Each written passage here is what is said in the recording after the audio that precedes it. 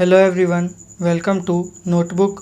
और नोटबुक के इस वीडियो में हम डिस्कस करने वाले हैं रेलवे एनटीपीसी 2016 में पूछे गए क्वेश्चंस का सेट 1। जैसा कि फ्रेंड्स आप सभी जानते हैं कि किसी भी एग्ज़ाम की तैयारी के लिए प्रीवियस ईयर के क्वेश्चन सॉल्व करना कितना इम्पॉर्टेंट होता है। तो इसलिए हम इन क्लासेस के माध्यम से 2016 के हर शिफ्ट के सभी क्वेश्चन सॉल्व करेंगे ताकि आप एग्ज़ाम में अच्छा से अच्छा स्कोर कर सकें। और फ्रेंड्स, ये क्लास इस सीरीज़ की पहली क्लास है, तो आप लोगों को इन क्लासेस के बारे में कुछ इम्पॉर्टेंट बातें बता दूं। ये सभी क्वेश्चंस आपके किसी भी आने वाले एग्ज़ाम के लिए बहुत इम्पॉर्टेंट है, चाहे वो एसएससी हो या रेलवे या अदर कोई एग्ज़ाम्स। क्योंकि फ्रेंड्स, सभी की जो एग्ज़ाम है वो टीसीएस द्वारा ही कंडक्ट कराई जाती है, और हम जो भी क्वेश्चंस इस क्लास में अभी करेंगे वो टीसीएस द्वारा ही पूछी गई है। इस वजह से क्वेश्चंस एग्ज़ाम पर्सपेक्टिव से वेरी इंपॉर्टेंट है। तो आप लोग इन क्लास को ध्यान से देखिए। इसके अलावा आप इन क्लासेस को टेस्ट की तरह भी देख सकते हैं और अपना स्कोर कमेंट बॉक्स में कर सकते हैं। और फ्रेंड्स, ये क्लासेस बाइलिंगुअल होंगी। इट मीन्स क्वेश्चंस हिंदी और इंग्लिश दोनों में होंगी, ताकि किसी भी स्टूडेंट को कोई परेशानी ना हो। और हर क्वेश्चन से रिलेटेड इम्पॉर्टेंट फैक्ट भी मैं आपको बताऊंगा। तो अगर आप लोगों को क्लास अच्छी और हेल्पफुल लगे तो चैनल को सब्सक्राइब करें, ताकि मेरे आने वाले सभी वीडियोस की नोटिफिकेशन आपको मिल सके। साथ ही वीडियो को लाइक करें और ज़्यादा से ज़्यादा शेयर करें, ताकि स्टूडेंट्स को इस क्लास के बारे में पता चल सके। तो चलिए शुरू करते हैं क्लास को। तो फ्रेंड्स, जैसा कि आप स्क्रीन के ऊपर देख सकते हैं कि जो भी क्वेश्चंस अभी हम इस क्लास में डिस्कस करेंगे वह सभी क्वेश्चन 28 मार्च 2016 के शिफ्ट 1 में पूछे जा चुके हैं। तो चलिए देखते हैं हमारा फर्स्ट क्वेश्चन क्या है।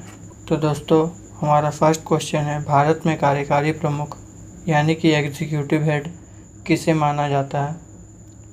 तो देखिए फ्रेंड्स, क्या होता है, हमारे देश में जो राष्ट्रपति है उनको उनके कार्यों से रिलेटेड सलाह देने के लिए आर्टिकल 74 के अनुसार एक काउंसिल ऑफ मिनिस्टर बनाई जाती है, जिसका कि जो हेड है वो प्रधानमंत्री को बनाया जाता है। तो इसका राइट आंसर है ऑप्शन ए, प्रधानमंत्री। तो वर्तमान में जो देश के प्रधानमंत्री है वो नरेंद्र मोदी जी हैं, और ये जो है ये 15वें क्रम के प्रधानमंत्री हैं। क्योंकि क्या होता है फ्रेंड्स, कई बार एग्ज़ाम में इनके क्रम भी पूछ लिए जाते हैं। और हमारे देश में प्रधानमंत्री बनने के लिए जो न्यूनतम आयु है वो 25 साल है। ठीक है फ्रेंड्स। तो और अगर अदर ऑप्शन को डिस्कस करें तो जो राष्ट्रपति है रामनाथ कोविंद जी, यह 14वें क्रम के राष्ट्रपति हैं। और हमारे देश में जो राष्ट्रपति के लिए मिनिमम आयु है वो 35 साल है। ठीक है। और जो चीफ जस्टिस ऑफ इंडिया है वर्तमान में वो S.A. बोबड़े जी हैं। और अगला ऑप्शन है राज्यपाल। तो राज्यपाल बनने के लिए हमारे देश में जो मिनिमम एज है वो 30 साल है। ठीक है। तो फ्रेंड्स, हमें इस क्वेश्चन से इतनी जानकारी मिलती है। चलिए देखते हैं हमारा नेक्स्ट क्वेश्चन। तो दोस्तों, सेकंड क्वेश्चन है, निम्नलिखित में से कौन सा एक किसी मृत व्यक्ति का स्मारक नहीं है। तो इसका राइट आंसर है ऑप्शन सी, चार मीनार। चार मीनार हैदराबाद में स्थित है और इसका निर्माण कुली कुतुब शाह ने करवाया था। दोस्तों, इसके अलावा अगर हम अदर ऑप्शन को देखें तो जो बीबी का मकबरा है इसका निर्माण औरंगजेब के बेटे आजम शाह ने अपनी मां बानो बेगम की याद में औरंगाबाद महाराष्ट्र में करवाया था। ठीक है। और जो ऑप्शन सेकंड है ताजमहल, इसका निर्माण शाहजहां ने अपनी बेगम मुमताज़ की याद में आगरा में यमुना नदी के किनारे करवाया था। ठीक है। और जो लास्ट ऑप्शन है इत्माद-उद-दौला, इसका निर्माण नूरजहां ने अपने पिता गयासुद्दीन की याद में आगरा में करवाया था। ठीक है। चलिए देखते हैं हमारा नेक्स्ट क्वेश्चन। तो दोस्तों, तीसरा क्वेश्चन है, सम्राट अशोक किसके उत्तराधिकारी थे। तो इसका राइट आंसर है ऑप्शन बी बिंदुसार। सम्राट अशोक बिंदुसार के उत्तराधिकारी थे और जो बिंदुसार थे ये चंद्रगुप्त मौर्य के उत्तराधिकारी थे और साथ ही साथ चंद्रगुप्त मौर्य जो है वो मौर्य वंश के संस्थापक भी थे और मौर्य वंश की जो राजधानी थी वो पाटलिपुत्र थी। ठीक है दोस्तों, और मौर्य वंश से संबंधित एक क्वेश्चन और बनता है कि जो चाणक्य थे या जिसे हम कौटिल्य और विष्णुगुप्त के नाम से भी जानते हैं वो भी मौर्य वंश के शासन में ही थे और उन्होंने प्रसिद्ध बुक अर्थशास्त्र की रचना की थी। ठीक है फ्रेंड्स, तो चलिए देखते हैं अब हमारा नेक्स्ट क्वेश्चन। तो दोस्तों क्वेश्चन है निम्नलिखित में से कौन सा एक कोशिकीय जीव का उदाहरण है। तो इसका राइट आंसर है ऑप्शन ए प्रोटोजोआ। प्रोटोजोआ जो है ये यूकैरियोटिक सेल का उदाहरण है।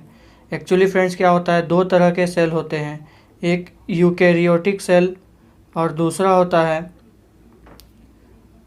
Prokaryotic cell.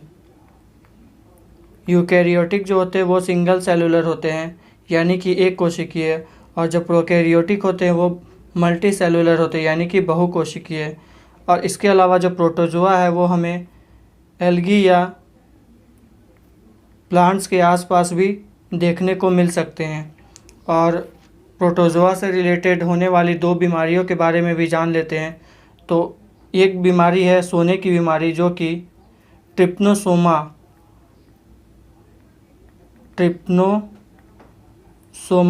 प्रोटोजोआ के कारण होती है सोने की बीमारी, और दूसरी बीमारी है मलेरिया। मलेरिया फ्रेंड्स प्लाज्मोडियम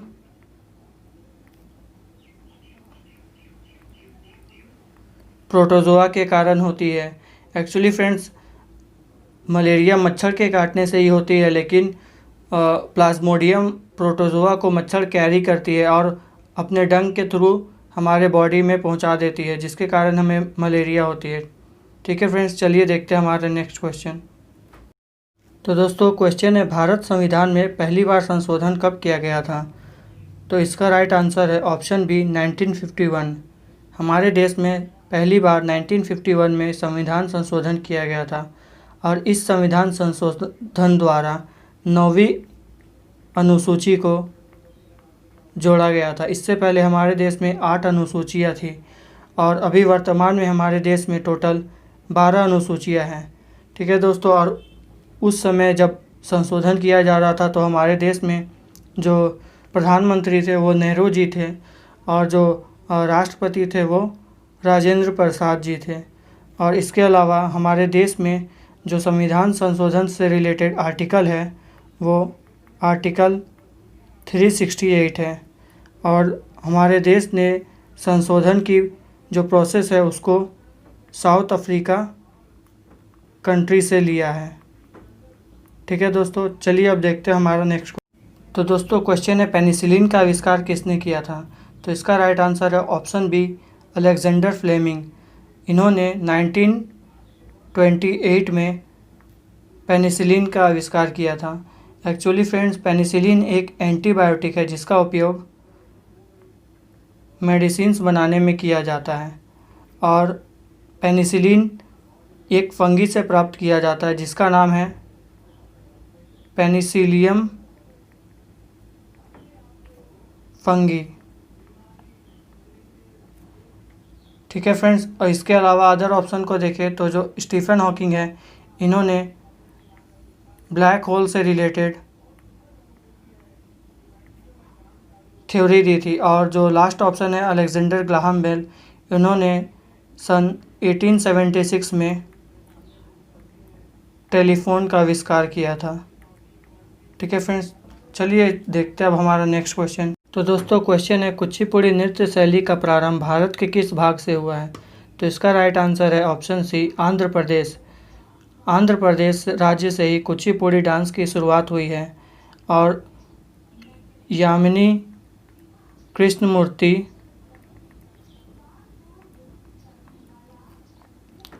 और लक्ष्मी नारायण ये दोनों कुचिपुड़ी नृत्य के मुख्य कलाकार हैं। इसके अलावा फ्रेंड्स अगर अदर ऑप्शन को देखें तो जो भरतनाट्यम है वो तमिलनाडु का राजकीय नृत्य है और इसी तरह महाराष्ट्र का लावणी, तमाशा इत्यादि राजकीय नृत्य हैं और उड़ीसा का जो राजकीय नृत्य है वो ओडिसी है। चलिए फ्रेंड्स देखते हैं अब हमारा नेक्स्ट क्वेश्चन। तो दोस्तों क्वेश्चन है, किस नदी को बंगाल का शोक कहा जाता है? इसका राइट आंसर है ऑप्शन डी, दामोदर। दामोदर नदी को ही बंगाल का शोक कहा जाता है। तो अब बात करते हैं दामोदर नदी निकलती कहाँ से है। तो दामोदर नदी झारखंड राज्य के छोटा नागपुर पठार से निकलती है और शोक कहने का अर्थ है कि दामोदर नदी जो है वो बंगाल राज्य में कई तरह के फ्लड, बाढ़ जैसी समस्याएं उत्पन्न करती है। इस वजह से इस नदी को बंगाल का शोक कहा जाता है। इसी तरह बिहार का शोक कोसी नदी को कहा जाता है। ठीक है दोस्तों, और एक इम्पॉर्टेंट क्वेश्चन और बनती है दामोदर नदी से, जो हमारे देश में पहली बहुउद्देशीय परियोजना थी वो दामोदर नदी घाटी परियोजना ही थी। तो दोस्तों क्वेश्चन है, थर्मोस्कोप का आविष्कार किसने किया था? तो इसका राइट आंसर है ऑप्शन ए, गैलीलियो। गैलीलियो ने ही सन 1593 में थर्मोस्कोप का आविष्कार किया था। इसके अलावा गैलीलियो ने जड़त्व का नियम, यानी कि जिसे हम मोमेंट ऑफ इनर्शिया कहते हैं, उसका डिस्कवर भी गैलीलियो ने ही किया था। इसके अलावा अगर हम अदर ऑप्शन को देखें तो जो कोपरनिकस थे, इन्होंने सौर मंडल की खोज की थी और जो विजिबल रेडिएशन यानी कि दृश्य विकिरण की खोज भी आइजैक न्यूटन ने ही की थी। जो लास्ट ऑप्शन है जे केपलर, इन्होंने ग्रहों की गति की खोज की थी।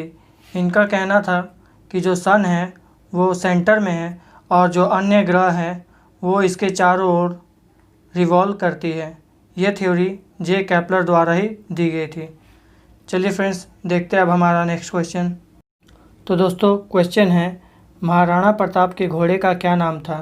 तो इसका राइट आंसर है ऑप्शन बी, चेतक। महाराणा प्रताप के घोड़े का नाम चेतक था और महाराणा प्रताप जो थे ये मेवाड़ राजस्थान के शासक थे। महाराणा प्रताप से एक इम्पॉर्टेंट क्वेश्चन और बनता है कि जो हल्दी घाटी का युद्ध हुआ था 1576 ईस्वी में, वो महाराणा प्रताप और अकबर के बीच हुआ था, जिसमें कि महाराणा प्रताप की हार हुई थी। ठीक है फ्रेंड्स, तो इस क्वेश्चन से इतनी जानकारी मिलती है। चलिए देखते हैं हमारा नेक्स्ट क्वेश्चन। तो दोस्तों क्वेश्चन है, कर्णम मल्लेश्वरी किस खेल से संबंधित है? तो इसका राइट आंसर है ऑप्शन डी, भारोत्तोलन। कर्णम मल्लेश्वरी भारोत्तोलन खेल से संबंधित है और इसके अलावा संजीता चानू और मीराबाई चानू, ये दोनों भी भारोत्तोलन स्पोर्ट्स से रिलेटेड है। इसके अलावा कर्णम मल्लेश्वरी इस वजह से भी इम्पॉर्टेंट है क्योंकि ये भारत की ओर से ओलंपिक में कोई भी पदक पाने वाली पहली महिला थी।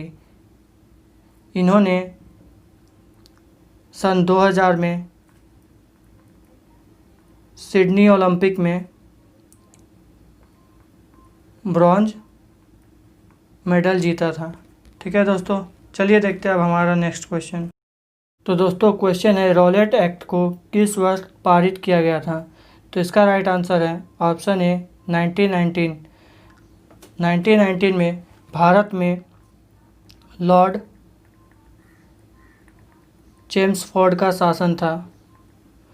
इन्होंने इस एक्ट के थ्रू यह घोषणा करवा दी थी कि किसी भी आदमी पर बिना मुकदमा चलाए उसे जेल में डाल दिया जा सकता है। और इसके बाद क्या हुआ, 13 अप्रैल 1919 को बैसाखी के दिन अमृतसर के जालियांवाला बाग में जनरल डायर ने लगभग 400 लोगों की निर्मम हत्या कर दी। इसके बाद इसकी जांच के लिए एक हंटर कमीशन की भी घोषणा की गई। ठीक है दोस्तों, चलिए देखते हैं अब हमारा नेक्स्ट क्वेश्चन। तो दोस्तों क्वेश्चन है, हमारे चंद्रमा का चक्कर लगाने वाला पहला उपग्रह कौन सा था। तो देखिए दोस्तों, क्वेश्चन पूछ रहा है चक्कर लगाने वाला, चंद्रमा पर उतरने वाला नहीं। तो इसका राइट आंसर है ऑप्शन बी, लूना 10। और इसके अलावा जो लूना 9 है, यह चंद्रमा पर उतरने वाला पहला उपग्रह था। और जो फर्स्ट व्यक्ति थे चंद्रमा पर जाने वाले, नील आर्मस्ट्रॉन्ग, ये अपोलो 11 अंतरिक्ष यान से चंद्रमा पर गए थे। ठीक है दोस्तों, चलिए अब देखते हैं हमारा नेक्स्ट क्वेश्चन। तो देखिए दोस्तों, क्वेश्चन है, किस बॉक्सर को द रियल डील के उपनाम से जाना जाता है। तो इसका राइट आंसर है option C, Evander Holyfield. Evander Holyfield America के महान बॉक्सिंग प्लेयर है। और इसके अलावा भारत के कुछ बॉक्सिंग प्लेयर के नाम हैं विजेंदर सिंह, इन्होंने 2008 ओलंपिक में देश को ब्रॉन्ज मेडल दिलवाया था। और इसके अलावा जो मैरी कॉम है, इन्होंने 2012 ओलंपिक में देश को ब्रॉन्ज मेडल दिलवाया था। जो मैरी कॉम है, ये इसलिए भी इम्पॉर्टेंट है क्योंकि ये एकमात्र बॉक्सिंग प्लेयर है जिसे भारत का तीनों पद्म अवार्ड मिल चुका है। और जो पद्म विभूषण है वो इसी साल 2020 में मिला है। तो इस वजह से ये क्वेश्चन करेंट अफेयर के लिए भी इम्पॉर्टेंट है। चलिए देखते हैं दोस्तों नेक्स्ट क्वेश्चन। तो दोस्तों क्वेश्चन है, कौन सी दो टीमों ने पहला आधिकारिक अंतर्राष्ट्रीय क्रिकेट मैच खेला था। तो इसका राइट आंसर है ऑप्शन सी, यूएसए और कनाडा।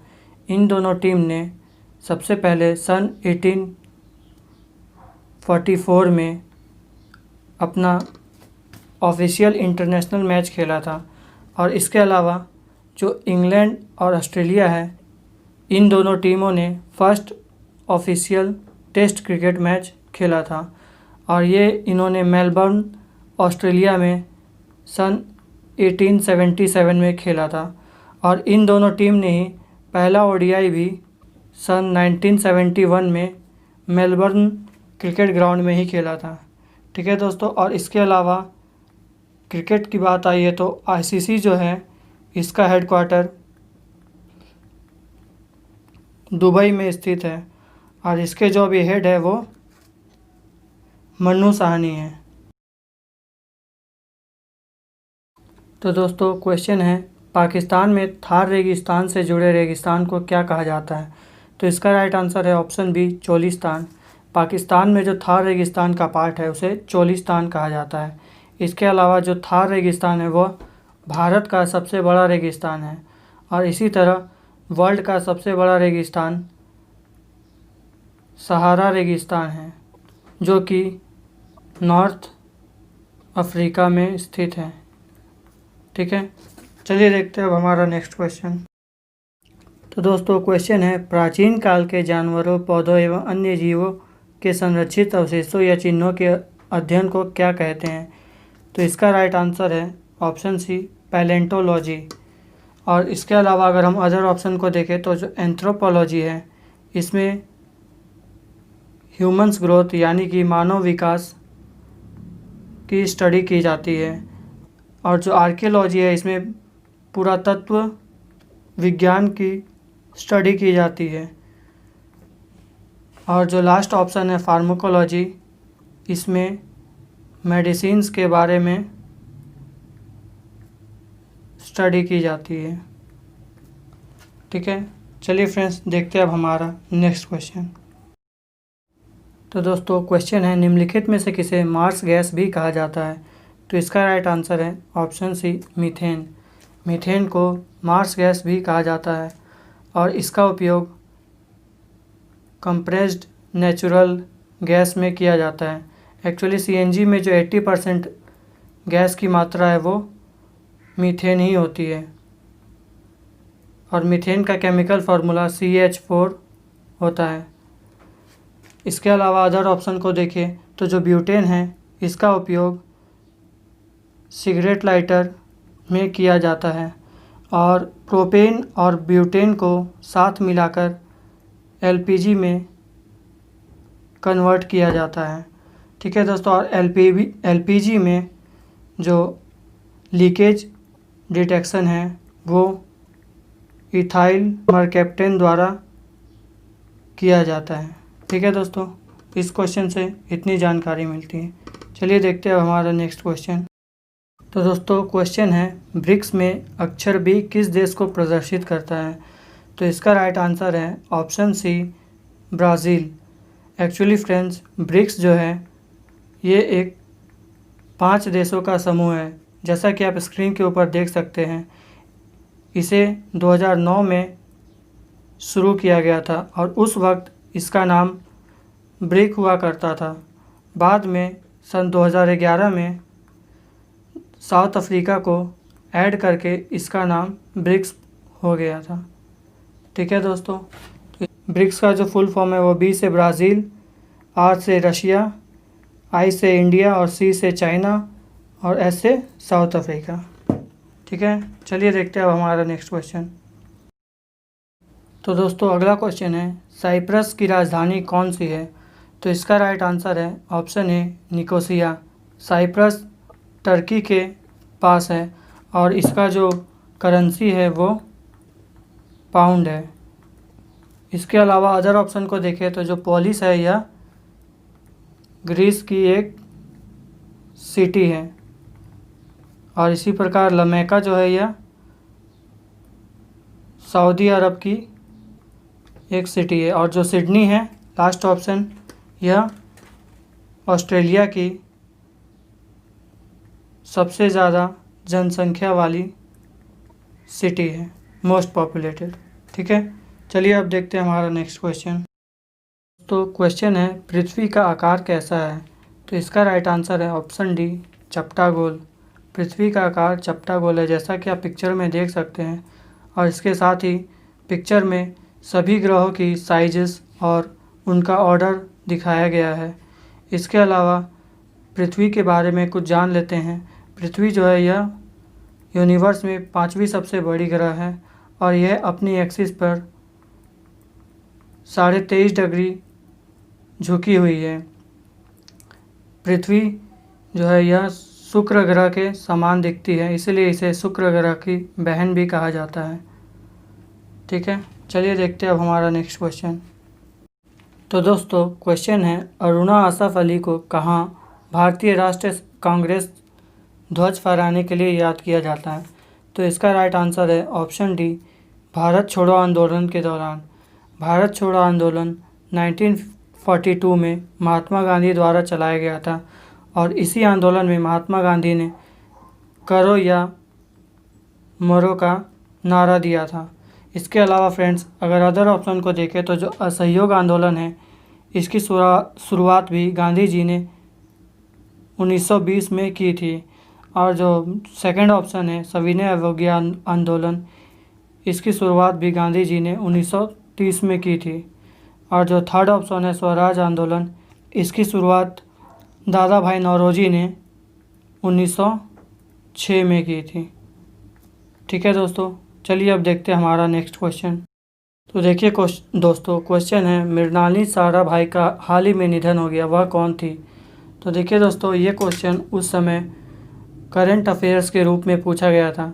तो इसका राइट आंसर है ऑप्शन सी, शास्त्रीय नृत्यांगना। और जो मृणालिनी साराभाई है यह महान स्पेस साइंटिस्ट विक्रम साराभाई की वाइफ थी और विक्रम साराभाई को father of Indian space programme भी कहा जाता है। और इसके साथ साथ Vikram Sarabhai space centre, Vikram Sarabhai space centre Trivandrum Kerala में स्थित है। ठीक है दोस्तों, चलिए देखते हैं अब हमारा नेक्स्ट क्वेश्चन। तो क्वेश्चन है, वास्को डी गामा भारत कब आया था?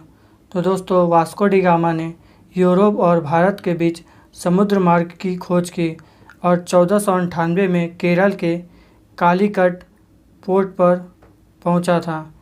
वास्को डी गामा पुर्तगाली था और जिस पुर्तगाली आज़ादी के बाद भी गोवा राज्य में स्थित थे और पुर्तगालियों से 19 दिसंबर 1961 को गोवा को आज़ादी मिली।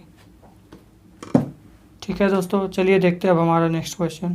तो क्वेश्चन है, मंगल ग्रह के कितने चंद्रमा है, यानी कि मंगल ग्रह के कितने प्राकृतिक उपग्रह हैं।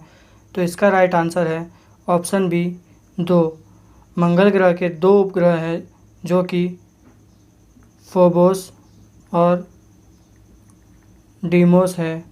और फ्रेंड्स, जो डीमोस है यह सौरमंडल का सबसे छोटा प्राकृतिक उपग्रह है। ठीक है, और जो मंगल ग्रह है इसे रेड प्लैनेट भी कहा जाता है क्योंकि इसके सरफेस पर आयरन ऑक्साइड की मात्रा है।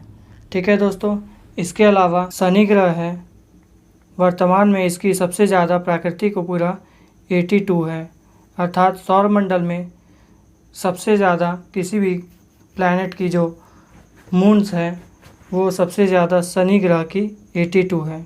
ठीक है दोस्तों, चलिए देखते हैं अब हमारा नेक्स्ट क्वेश्चन। तो दोस्तों क्वेश्चन है, 2014 में लोकसभा का कौन सा चुनाव हुआ था।